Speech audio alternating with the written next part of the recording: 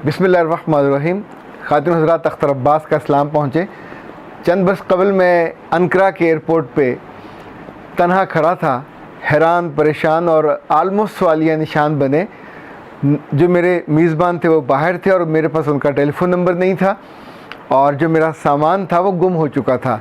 यानी जो flight Istanbul से अनकरा आ रही थी, वो सामान उस फ़्लाइट में जिसमें मैं बैठा हुआ था उस फ़्लाइट में मिस हो गया। और इतना बड़ा वो एयरपोर्ट में घूम घूम के, अब एक तो तुर्की के हमारे जो भाई हैं उनको अंग्रेज़ी नहीं आती, ना उन्हें उर्दू आती है, ना उन्हें अरबी आती है, तो कम्युनिकेट ही नहीं हो पा रहा था। और जो बाहर लोग थे ज़ाहिर है वो इंतज़ार में थे, चूँकि ये वो मौका था जब तुर्की में फ़ौजी इनकलाब को लोगों ने अपनी कुव्वत से और अपनी हिम्मत से नाकाम बनाया था। तो तुर्की हुकूमत ने दुनिया के जो 40 मुल्कों से नुमाइंदा लोगों को बुलाया, जिसमें 5 या 6 मुल्क ऐसे थे जिनके राइटर्स को भी बुलाया गया, और लकीली अल्हम्दुलिल्लाह मैं उनमें से एक था। अब एक ही रास्ता था कि मैं वहाँ एयरपोर्ट पे बैठा, पिछली आने वाली फ़्लाइट का इंतज़ार करता। पर ये सोचिए कि ये वक्त आप पे हो, आप दियारे गैर में हो, जीन्स की शर्ट और जीन की पैंट पहनी हो, और एक दिन के बाद आपकी मुलाकात हो उस मुल्क के वज़ीर-ए-आज़म से, उस मुल्क के सदर से, और आपकी कोई चीज़ आपके पास ना हो सिवाय पासपोर्ट के, और बाकी हर चीज़ ही या रुल गई हो या गुम हो गई हो और उसके बारे में कोई ख़बर ना हो। हमें बचपन से जवानी तक कभी भी हमारे पूरे निज़ाम में और हमारे असातिज़ा भी कभी इस बात के लिए तैयार नहीं करते कि ज़िंदगी में कभी कुछ अनहोनी हो जाए, कोई दुख देने वाली चीज़ हो जाए तो हम उस पर रिएक्ट करें, कैसे करें। हम खुशी पे सब लोग मिलकर खुश होते हैं, नारे मारते हैं, तालियां बजाते हैं, खाते हैं, पीते हैं। पर जब हमें दुख होता है, जब हमें परेशानी होती है, तो हमारे पास कुछ बैक एंड पर स्ट्रेंथ नहीं होती।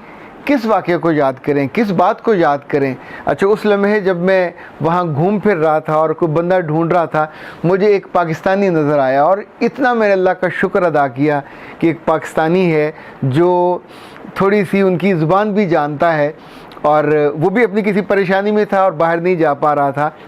लेकिन उस मौके पे जिस बात ने सबसे ज़्यादा मेरा हौसला बढ़ाया या मेरी ढारस बंधाई, वो हज़रत उस्मान गनी का एक कॉल था। क्या खूबसूरत बात फरमाई थी। कहा, मुझे ताज्जुब है उस शख्स पे कि जिसको तकदीर का इल्म हो, तकदीर पे वो यकीन रखता हो, और फिर भी गुम हो जाने वाली चीज़ पे वो परेशान हो। उस लम्हे जब आलमोस्ट मेरा दुनियावी असासा सारा गुम हो गया था, मुझे तो लिटरली आंसू बहाने चाहिए थे, रो देना चाहिए था, कुछ अता ना पता। वो तो अल्लाह का शुक्र ये हुआ कि मेरी पिछली फ़्लाइट पे अल-खिदमत फाउंडेशन पाकिस्तान के सदर मियां अब्दुल शकूर साहब आ रहे थे, और मुझे ये हौसला था कि जब वो एयरपोर्ट पे उतरेंगे तो मैं आलमोस्ट वो जो सीढ़ियाँ थी जहाँ जाके फ़्लाइट ने उतरना और वहाँ के मुसाफिरों ने अंदर आना था, तो मैं उस इलाके में चला गया ताकि कहीं मिस ना हो जाए। और साथ साथ मैंने फिर प्लान करना शुरू किया कि अब जाके फिर क्या करेंगे, कैसे नए कपड़े लूँगा, कैसे जूते लूँगा। ज़ाहिर है सफ़र में तो आप सारे इजी कपड़े और इजी जूते, कंफर्टेबल लंबा सफ़र होता है तो उसी लिहाज से आप प्लान करते। खातिन हज़रात, मुझे लगता है कि हमें अपने बच्चों को और हमें अपने दोस्तों को और हमें अपने जो इज़्ज़ा व कारब होते हैं, जो शागिर्द होते हैं, इन सब को दुख से निमटने के लिए, कभी दुख और तकलीफ़ आ जाए तो उसको सहने के लिए भी तैयार करना चाहिए। अदरवाइज़ लोग इतने दुखी होते हैं कि दिल फट जाते हैं, उस वक्त लोग एबनॉर्मली बिहेव करते हैं। आप सोचिए, ये आज का मसला नहीं है। हमें आमतौर पे किसी के मरने पे शोक से मना किया गया, 3 दिन का अफसोस है, 3 दिन के बाद नई ज़िंदगी नॉर्मल करने का हुक्म है। नबी सल्लल्लाहु अलैहि वसल्लम के ज़माने में ये हुआ कि हज़रत जाफ़र तैयार शहीद हुए तो सब लोग उनके घर के बाहर मौजूद थे, पर उनके अंदर से मातम की आवाज़ें आ रही थी, रोने की आवाज़ें आ रही थी। तो अल्लाह के रसूल ने कुछ देर तो बर्दाश्त किया, फिर पैगाम भेजा कि औरतों को मातम से मना करो। इस दुख के मौके पे ये जो चीज़ों को एग्जैजरेट करना है, इससे मना करो। पैगाम ले जाने वाला अंदर गया, उसने मना किया, वो ख़वातीन मना नहीं हुई। तो कुछ देर बाद अल्लाह के रसूल, जो बहुत कम गुस्से में आते थे, उन्होंने फिर नाराज़गी से पैगाम भिजवाया कि इनके मुंह में खाक डालो, इनके मुंह में खाक भर दो, ये बाज नहीं आ रही, ना शुक्री के कलमात कह रही हैं। देखें, जो होना है वो रब की मर्ज़ी और मंशा से होना होता है, वो ना चाहे तो कभी ना हो। और उसने अगर चाहा तो उसकी मर्ज़ी पे फिर राज़ी हो जाना चाहिए। कहने वाले लोग किसी को समझाएं तो कहते नहीं, तो कहना बड़ा आसान है, जिसके सर पे पड़ती है वो करके दिखाए ना। अल्लाह के रसूल के जो साहबजादे थे हज़रत इब्राहीम, आप सबको याद है कि उनके साहबजादे कोई भी ज़िंदा नहीं बचे थे। जब इब्राहीम फौत हुए और आप उनसे बहुत मोहब्बत करते थे, उनकी वफ़ात की खबर हुई तो तेज़ी से चलते हुए काफ़ी दूर था जहाँ उनकी रहाइश थी उनकी वालदा की, और वो जो उनकी आया थी जो उनको दूध पिलाती थी, वहाँ जाके उनकी मैयत को उन्होंने हाथ में उठाया, आंखों से आंसू रवां थे, और कहा कि ये जो आंसू हैं ये इब्राहिम तेरी मोहब्बत के हैं, पर दिल अपने रब के फ़ैसले पे राज़ी। देखिए ये जो कमाल एक अमली तौर पे चीज़ सिखाने वाली चीज़ है वो ये होती है कि जब गम आए, गम की इंतहा हो, यही गम की इंतहा होती है। फूल के ज़माने में हमारे दोस्त चौधरी अब्दुल खालिक साहब, इनका साहबजादा वकार खालिक बहुत उम्दा गाता था, फोक गाने गाता था और बड़ी उम्दा चीज़ें। उसका गवर्नमेंट कॉलेज लाहौर में दाखिला हो गया गाने की बुनियाद पे फर्स्ट ईयर में। एक तो गवर्नमेंट कॉलेज और ऊपर से आप सोचिए कि इतनी प्रेस्टिजियस इंस्टीट्यूशन में आपका अपने मेरिट पे दाखिला हुआ हो, तो पहले ही साल में पीटीवी पे, पंजनद पे, जगह जगह उसके चीज़ें आती। वो बच्चा फोटाबाद से लेके बलूचिस्तान तक जहाँ जहाँ हमारी तकरीबात होती हमारे साथ जाता, फिर भी किसी जालिम ने, उसके क्लास फेलो ने उसको बर्गर खिलाते हुए उसमें जहर डाल दिया, उसका गला बंद हो गया, और न सिर्फ गला बंद हुआ, उसी से उसकी मौत वाक़ई हो गई। वो उस ज़माने में अपने घर वालों की आंखों का भी तारा था। पूरे पंजाब में जहाँ जहाँ वो जाता था उसके पंजाबी गाने समझे जाते थे, हर कोई उसको जानता था।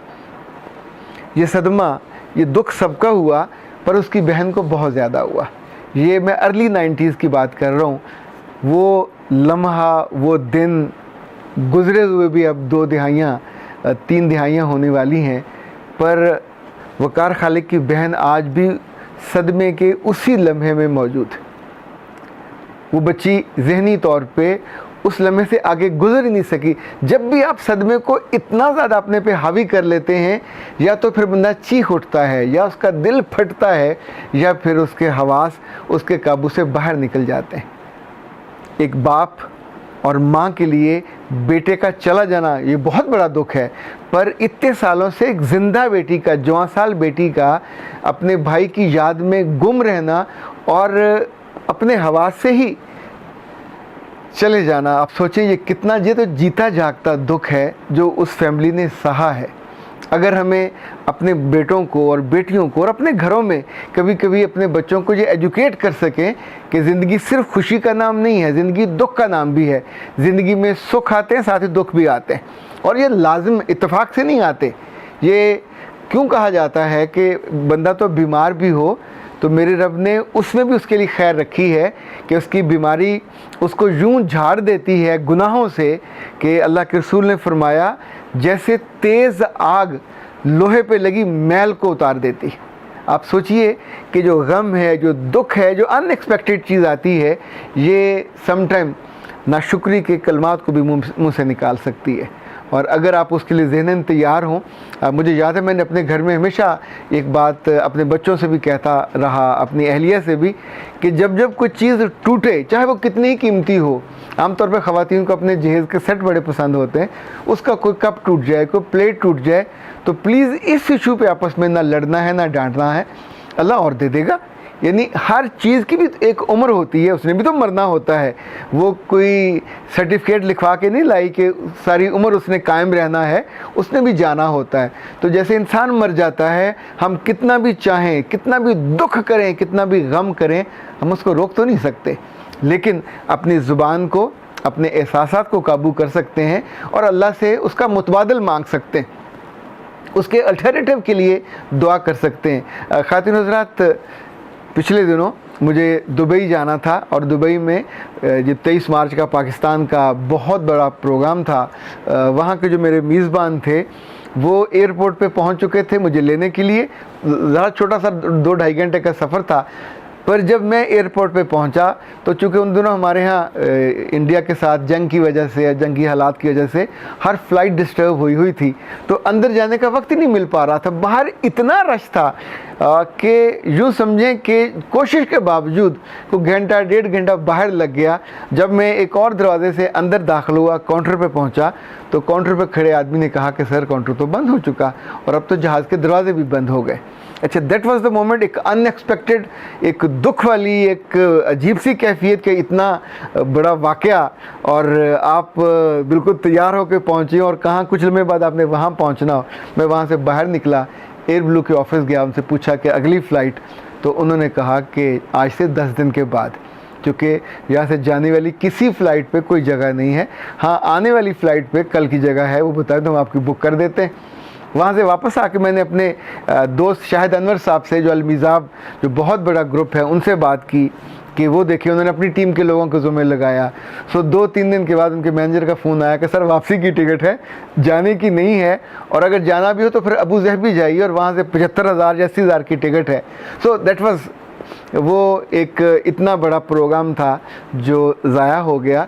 लेकिन सोचिए, मैंने सिर्फ ये किया कि एयरपोर्ट से उसामा को फ़ोन किया कि बेटा गाड़ी वापस अभी ना निकालना पार्किंग से, वेट फॉर मी। तो आधे पौने घंटे में जब ये सारा प्रोसेस मुकम्मल हुआ, मैं वहाँ से निकला और आगे गाड़ी में बैठा। उसने हैरत से मेरी तरफ देखा, कहा सर क्या हुआ? तो मैंने कुछ नहीं हुआ, फ़्लाइट मिस हो गई।